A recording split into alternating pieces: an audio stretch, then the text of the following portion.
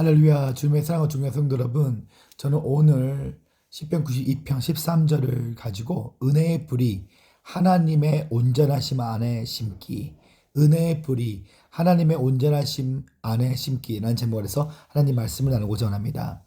시편 92편 13절에 보니까 이는 여호와의 집에 심겨졌으며 우리 하나님의 뜰 안에서 번성하리로다. 거룩이라는 것은 히브리어로 카도시입니다. 이 카도시의 뜻 안에는 separate, 분리하다, 구별하는 뜻을 갖고 있습니다.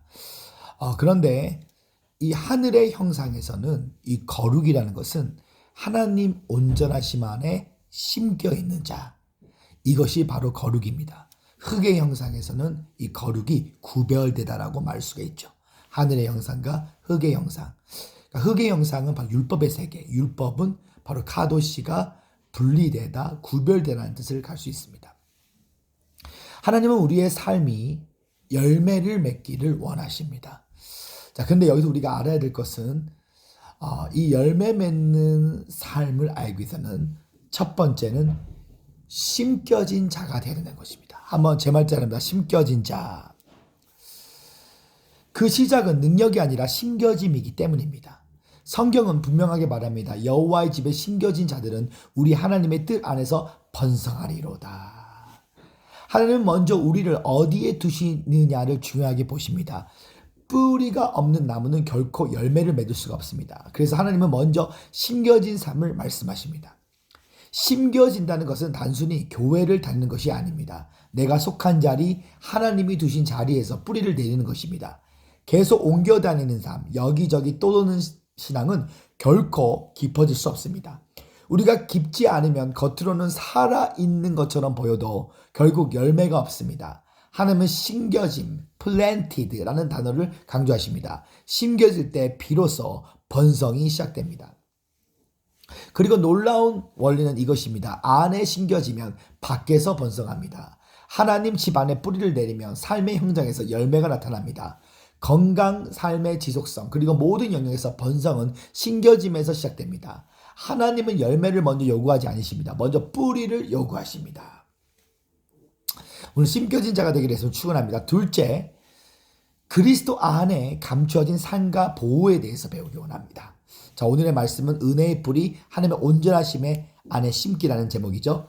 시편 91편 1절에 보니까 지존자의 은밀한 곳에 거하며 적는 자의 그늘 안에 사는 자요. 성경은 우리에게 또 하나의 중요한 진리를 말하십니다. 우리의 진짜 뿌리는 단순히 장소가 아니라 그리스도 안이라는 것입니다. 지존자의 은밀한 곳에 거하는 자는 적는 자의 그늘 안에 거하리로다. 이 은밀한 곳은 바로 예수 그리스도이십니다. 우리는 그분 안에 감추어진 존재입니다. 이것이 신약의 핵심입니다. 그리스도 안에 있다는 것은 보호 안에 있다는 뜻입니다. 성경은 적는 자의 그늘 아래라고 말합니다. 여기서 적는 자는 샤다이로 모든 것을 공급하시고 보호하시는 하나님을 말씀하십니다. 즉 뿌리가 그리스도 안에 있는 사람은 환경에 따라 흔들리지 않습니다. 그의 삶은 보이지 않는 곳에서 이미 안전하게 붙들려 있습니다. 그리고 이 뿌리는 단순한 생존을 넘어 풍성한 삶으로 이어집니다. 하나님은 시편 91편 16절에 내가 그를 장수하게 함으로 만족하게 하리라고 말씀하십니다. 단순히 오래 사는 것이 아니라 만족하는 삶입니다. 이 모든 시작이 어디서 옵니까? 바로 그리스도 안에 뿌리 내리는 삶입니다.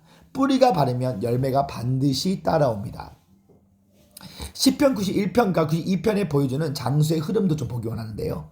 다시 말씀드립니다. 시편 91편 16절에 보니까 내가 그를 장수하게 함으로 그를 만족하게 하며 나의 구원을 그에게 보이리라 하시는도다. 시편 91편은 장수의 약속으로 말미암으로 끝납니다. 여기서 주목할 것은 하나님은 단순히 오래 사는 것을 말하지 않으십니다. 만족하는 삶을 약속하십니다. 여기에는 나이의 기준이 없습니다. 오직 만족이 기준입니다. 하나님이 주시는 장수는 길이뿐만 아니라 채워지는 삶입니다. 시편 92편 12절에 의인은 종려나무같이 번성하여 레바논의 배아몬같이 성장하리로다. 이어지는 시편 92편에서는 장수의 질을 설명하십니다. 단순히 오래 사는 것이 아니라 어떠한 모습으로 살아가는지를 보여주십니다. 의인은 종려나무같이 번성하여 레바논의 백야몬같이 성장하려다. 장수는 끝까지 살아남는 것이 아니라 끝까지 번성하는 것입니다. 그래서 하나님은 두 시편을 연결해서 말씀하십니다. 시편 91편은 약속의 말씀, 그리고 시편 92편은 그 약속의 모습입니다. 오래 사는 것과 동시에 늙어서도 시들지 않는 삶, 이것이 하나님께서 계획하신 삶입니다. 단순한 생존이 아니라 끝까지 살아있는 삶입니다. 성경은 의인의 삶을 두 가지 나무, 종려나무와 백암목에 비유합니다. 하나님은 우리에게 막연하게 번성하다고 말씀하지 않으십니다. 어떠한 모습으로 번성하는지를 구체적으로 이미지를 보여주셨습니다. 종려나무, 대추야자나무라고 부르죠. 늘 푸른 나무입니다. 사막과 같은 청박한 땅에서도 자라납니다. 겉으로 보면 아무것도 없는 환경인데 뿌리가 깊이 내려가 물을 끌어올립니다. 그래서 환경과 상관없이 계속 열매를 맺습니다. 이 종려나무의 또 하나의 특징이 있습니다. 나이가 들어도 멈추지 않습니다. 70이 되어도 80이 되어도 계속 열매를 맺습니다. 심지어 아주 오랜 시간 동안 생명을 유지하며 열매를 생산합니다. 하나님이 우리를 종려나무에 비유하신 이유가 바로 이것입니다. 배경이 문제가 아닙니다. 환경이 문제입니다. 뿌리가 깊으면 어디에든지 계속 열매를 맺게 됩니다. 백양목은 또 다른 모습을 보여줍니다. 높고 곧게 서 있는 나무입니다. 쉽게 썩지 않습니다. 벌레도 가까이 하지 않습니다. 오히려 향기를 내는 나무입니다. 이것이 예수 그리스도의 모습과 연결됩니다. 어떤 상황에서도 무너지지 않은 삶, 그리고 주변의 향기를 흘러보내는 삶입니다. 하나님은 우리를 이렇게 세우시기를 원하십니다. 단순히 살아남는 것이 아니라 견고하고 아름답게 성장하는 삶을 이끄십니다. 다분히 능력을 구하는 삶이 아니라 심겨진 삶. 하나님 온전한 안에 심겨지는 자는 열매를 저절로 먹입니다. 사도 바울은 단 한 번도 능력을 구하지 않습니다. 나보다 죽겠다고 고백했습니다. 내가 그리스도의 십박에 죽었나니 그것은 내가 산 것이 아니요 그리스도가 내 안에 사신 것이다. 오늘 내가 아니 오직 그리스도. 우리 그리스도 안에서 심겨진 자가 되기를 예수님이 축원합니다.